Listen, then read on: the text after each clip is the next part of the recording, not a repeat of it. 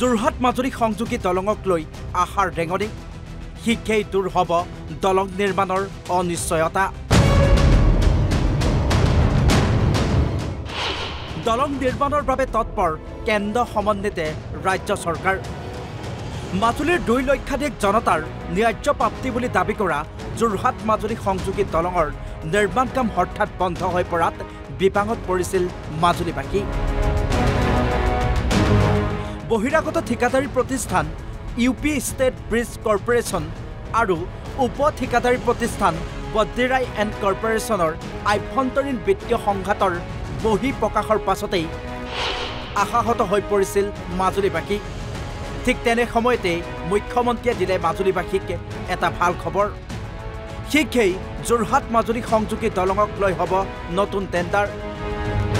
পূৰ্বৰ ঠিকাদাৰী প্ৰতিষ্ঠানৰ বিপৰীতে দিয়া হ'ব নতুন ঠিকাদাৰী প্ৰতিষ্ঠানক ডাঙৰীয়া অহা 21 তাৰিখে গুৱাহাটীত আহিব তেতিয়া সেই বিষয়ে মই তেখেতক নিজে লগ পাইছোঁ দলংখন মই নতুন টেণ্ডাৰ কৰিব কৈছোঁ যাতে ভাল কন্ট্ৰেক্টৰ এজনক দিব পাৰি আৰু তেখেতে কৈছে যে মই টেণ্ডাৰ কৰি দিম 21 অক্টোবৰত তেওঁ গুৱাহাটীত আহিব তেতিয়া যোৰহাট ডিব্ৰুগড় হাইৱে মাজুলী যোৰহাটৰ দলং এই গোটেই কথাবিলাক আমি ইয়াতে বহি আকৌ এবাৰ বিশ্লেষণ কৰিম আপোনাৰ দিনতে মুকলি কৰা হ'ব সক এতিয়া কিছুমান কাম মই কৰিব পাৰোঁ কন্ট্ৰেক্টৰজনে যদি আধাত আঁতৰি যায় মই কি কৰিব পাৰোঁ মইতো নিজে কন্ট্ৰেক্টৰ হ'ব নোৱাৰোঁ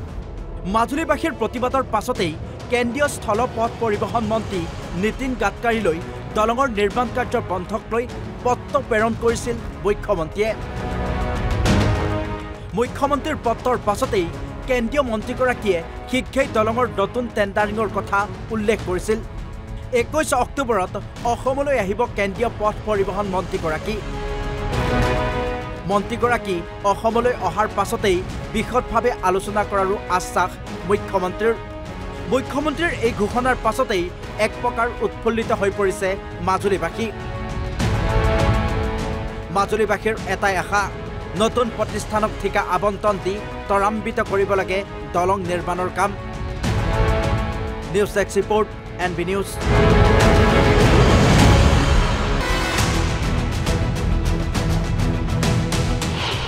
যোৰহাট মাজুলী সংযোগী দলঙক লৈ আশাৰ ৰেঙনি শিক্ষাই দূৰ হ'ব দলং নিৰ্মাণৰ অনিশ্চয়তা দলং নিৰ্মাণৰ বাবে তৎপৰ কেন্দ্ৰ সমন্বিত ৰাজ্য চৰকাৰ মাজুলীৰ 2 লক্ষাধিক জনতাৰ ন্যায্য প্ৰাপ্তি বুলি দাবী কৰা যোৰহাট মাজুলী সংযোগী দলঙৰ নিৰ্মাণ কাম হঠাৎ বন্ধ হৈ পৰাত বিপাঙত পৰিছিল মাজুলীবাসী বহিৰাগত ঠিকাদাৰী প্ৰতিষ্ঠান ইউপি ষ্টেট ব্ৰিজ কৰ্পোৰেশ্যন আৰু উপ ঠিকাদাৰী প্ৰতিষ্ঠান বদ্ৰীৰাই এণ্ড কৰ্পোৰেশ্যনৰ আভ্যন্তৰীণ বিত্তীয় সংঘাতৰ বহি প্ৰকাশৰ পাছতেই আশাহত হৈ পৰিছিল মাজুলীবাসী ঠিক তেনে সময়তে মুখ্যমন্ত্ৰীয়ে দিলে মাজুলীবাসীক এটা ভাল খবৰ শিক্ষাই যোৰহাট মাজুলী সংযোগী দলঙক লৈ হ'ব নতুন টেণ্ডাৰ পূৰ্বৰ ঠিকাদাৰী প্ৰতিষ্ঠানৰ বিপৰীতে দিয়া হ'ব নতুন ঠিকাদাৰী প্ৰতিষ্ঠানক ডাঙৰীয়া অহা 21 তাৰিখে গুৱাহাটীত আহিব তেতিয়া সেই বিষয়ে মই তেখেতক নিজে লগ পাইছোঁ দলংখন মই নতুন টেণ্ডাৰ কৰিব কৈছোঁ যাতে ভাল কন্ট্ৰেক্টৰ এজনক দিব পাৰি আৰু তেখেতে কৈছে যে মই টেণ্ডাৰ কৰি দিম 21 অক্টোবৰত তেওঁ গুৱাহাটীত আহিব তেতিয়া যোৰহাট ডিব্ৰুগড় হাইৱে মাজুলী যোৰহাটৰ দলং এই গোটেই কথাবিলাক আমি ইয়াতে বহি আকৌ এবাৰ বিশ্লেষণ কৰিম আপোনাৰ দিনতে মুকলি কৰা হ'ব সক এতিয়া কিছুমান কাম মই কৰিব পাৰোঁ কন্ট্ৰেক্টৰজনে যদি আধাত আঁতৰি যায় মই কি কৰিব পাৰোঁ মইতো নিজে কন্ট্ৰেক্টৰ হ'ব নোৱাৰোঁ মাজুলীবাসীৰ প্ৰতিবাদৰ পাছতেই কেন্দ্ৰীয় স্থল পথ পৰিবহণ মন্ত্ৰী নীতিন গাডকাৰীলৈ দলঙৰ নিৰ্মাণ কাৰ্য বন্ধক লৈ পত্ৰ প্ৰেৰণ কৰিছিল মুখ্যমন্ত্ৰীৰ পত্ৰৰ পাছতেই কেন্দ্ৰীয় মন্ত্ৰীগৰাকীয়ে শিক্ষাই দলঙৰ নতুন টেণ্ডাৰিঙৰ কথা উল্লেখ কৰিছিল 21 অক্টোবৰত অসমলৈ আহিব কেন্দ্ৰীয় পথ পৰিবহণ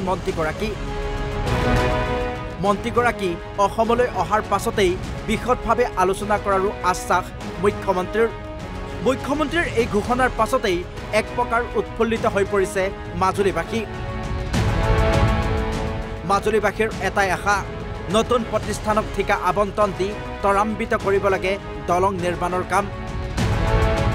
news desk report NB News।